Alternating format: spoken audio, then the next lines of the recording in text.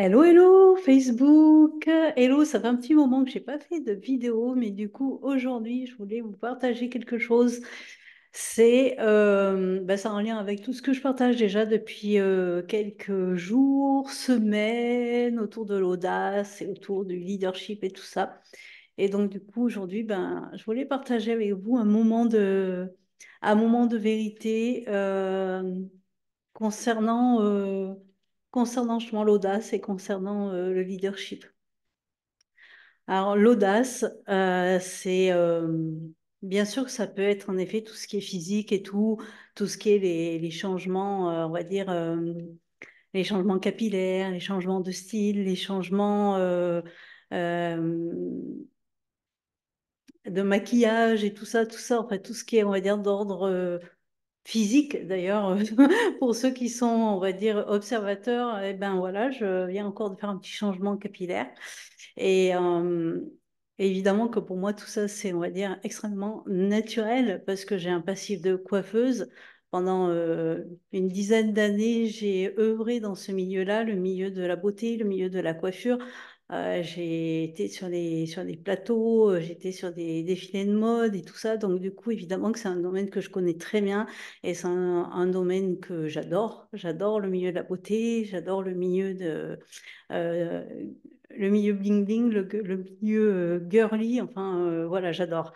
Et évidemment que si pour toi c'est une difficulté, ça, de passer, on va dire, à l'action à ce niveau-là, évidemment que les audacieuses sacrées, eh bien, il y a quand même toute une thématique justement sur l'aspect physique. Et évidemment que là, dans ces cas-là, l'accompagnement en one-to-one sera évidemment le plus pertinent, on va dire, pour pouvoir aller voir à ce niveau-là les autorisations. Mais l'audace, c'est pas que ça. L'audace, ça se joue aussi à un autre niveau. Et pour moi, la partie la plus, on va dire, audacieuse, qui m'a demandé le plus de leadership, ça a été de me positionner dans un domaine, une société, on va dire, entrepreneuriale, où justement, je vais prendre une position qui est complètement impopulaire au niveau de la multipotentialité.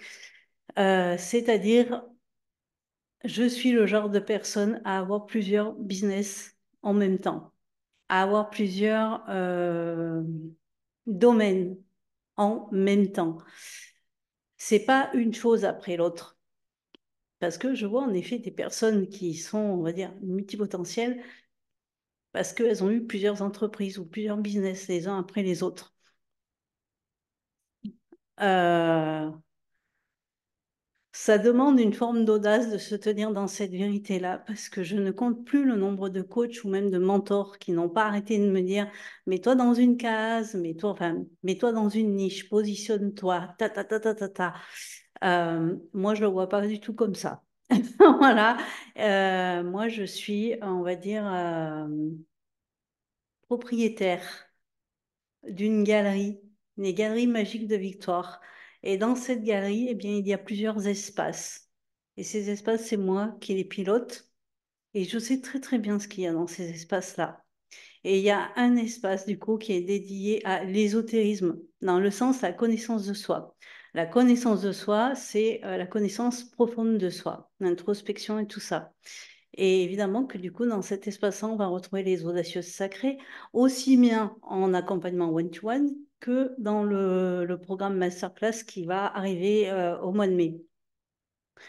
Mais dans cet espace-là, dédié à l'ésotérisme pur, il y a aussi, on va dire, une alcôve avec des livres que j'ai écrits qui représentent mon parcours et qui représentent mon témoignage sur les thématiques comme le deuil périnatal que j'ai vécu par 3 fois et le harcèlement scolaire, mais pas que, le harcèlement, on va dire, à l'adolescence, le harcèlement psychologique, le harcèlement sur le lieu de travail et le HPI, donc le haut potentiel.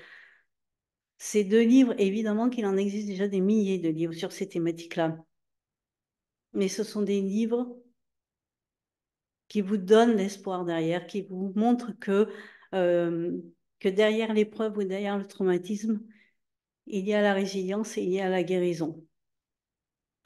C'est pas juste des livres sur le harcèlement pour dire je me suis fait harceler. Ça a été dur. Je me suis fait harceler, ça a été dur. Ça a été, oui, je me suis fait harceler. Oui, ça a été dur. Oui, je m'en suis sortie. Comment? C'est dans le livre. Et puis, il y a un autre espace dans cette galerie magique, c'est qu'il y a un espace dédié à la magie, dédié au multidimensionnel.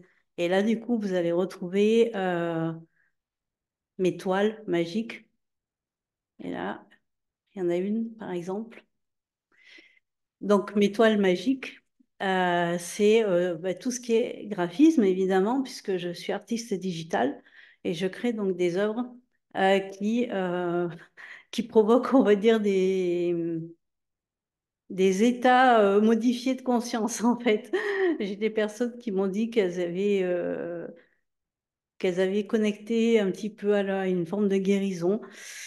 J'en ai d'autres qui m'ont dit que depuis qu'ils avaient mis les tableaux, c'est des professionnels de santé, donc du coup dans leur salle d'attente ou quoi, il y a une espèce d'énergie comme ça qui se dégage, de bien-être, d'harmonie, voilà. Et donc du coup dans cet espace où il y a donc ma galerie des œuvres magiques, là aussi, il y a une alcôve avec des livres, encore des romans. Et là, ce sera des romans multidimensionnels, ce sera des romans, on va dire, classés science-fiction. Mais ce sont des romans, on va dire, où je vous emmène euh, dans la connaissance de votre potentiel créateur. Donc, il y a une trilogie. L'émission de Victoire, c'est une trilogie et il y en a encore deux autres derrière. Et tout ça, c'est toujours Victoire. C'est Victoire dans ses multiples facettes. Et Victoire dans sa multipotentialité multidimensionnelle. Parce que bien évidemment, là, je parle de la sphère entrepreneuriale, mais bien évidemment que je suis aussi multipotentielle dans ma sphère privée. Et on l'est tous, ça. On l'est tous. Je ne sais même pas comment ça peut juste être pas encore bien compris ou pas encore bien intégré. En tout cas, une chose est sûre, c'est que ça me demande à moi de tenir ma vérité, de tenir mon leadership à ce niveau-là et de me positionner en disant que oui, c'est possible et que non, mon énergie, elle n'est pas divisée et tout parce que j'ai plusieurs projets. Encore une fois, c'est une croyance, ça. C'est une croyance et moi, j'ai décidé de croire que je suis la scénariste de ma vie et que c'est moi qui drive mon cerveau et pas l'inverse. Et donc, du coup, je suis tout à fait capable de gérer absolument tout ça en même temps et sans me cramer et sans m'épuiser et dans la joie parce qu'en fait, je suis toujours justement ce côté joyeux. C'est-à-dire que sur mon ordinateur, je peux être en train d'écrire sur mon traitement de texte quelle va être la prochaine mission pour Victoire, par exemple. Et puis là, bim, j'ai l'image qui vient et ça me donne une idée de faire un visuel. Donc, boum, je bascule sur mon Photoshop et je fais un tableau. Et de là, de ce tableau, il va se créer encore d'autres choses.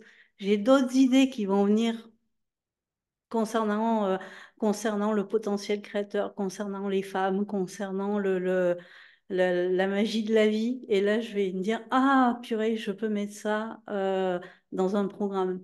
Ou je reviens dans le livre et je continue d'écrire. Voilà, et c'est comme ça que je fonctionne. Et aussi dans cet espace du coup des galeries magiques, il y a justement un espace qui est dédié au dessin alchimique.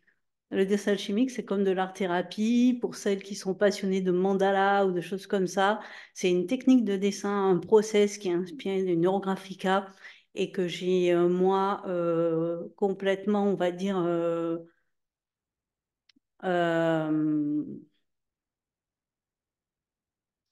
je dirais que c'est comme une cover, mais que j'ai complètement remasterisé, on va dire, puisque j'y ai associé toutes mes autres connaissances en ésotérisme, c'est-à-dire le biodécodage, la symbolique du corps. J'ai associé le flux des couleurs avec les croyances mentales, avec la gestion émotionnelle, avec tout ça. Euh, Et ça aussi, du coup, dans cet espace du dessin alchimique, il y a la possibilité d'avoir des ateliers en présentiel, ce que j'ai déjà fait, avec toujours des réactions très incroyables en fonction des gens.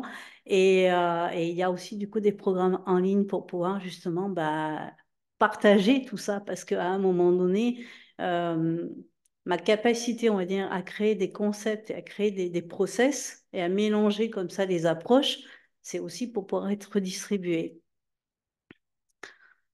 Il y a aussi encore un autre espace dans ces galeries magiques. Ce sont les espaces éphémères. Comment dirais-je? C'est comme les boutiques éphémères, vous voyez, par exemple, donner une situation. Et ce sont des boutiques qui ne durent pas dans l'année, mais qui peuvent être ouvertes à certains moments et qui peuvent être aussi ouvertes de manière très personnalisée. Donc, c'est une boutique de bijoux, puisque je suis créatrice de bijoux, donc de bijoux énergétiques, donc tout ce qui est les pendules et les choses comme ça. Et et oui, il y a aussi tout ce qui est les pyramides et tout ça, enfin bon. Et tout ce qui est les oracles. Donc évidemment que j'ai mes propres oracles que je crée pour moi, qui sont pas à la vente, ou alors que j'en ai vendu, mais vraiment de manière très limitée. Mais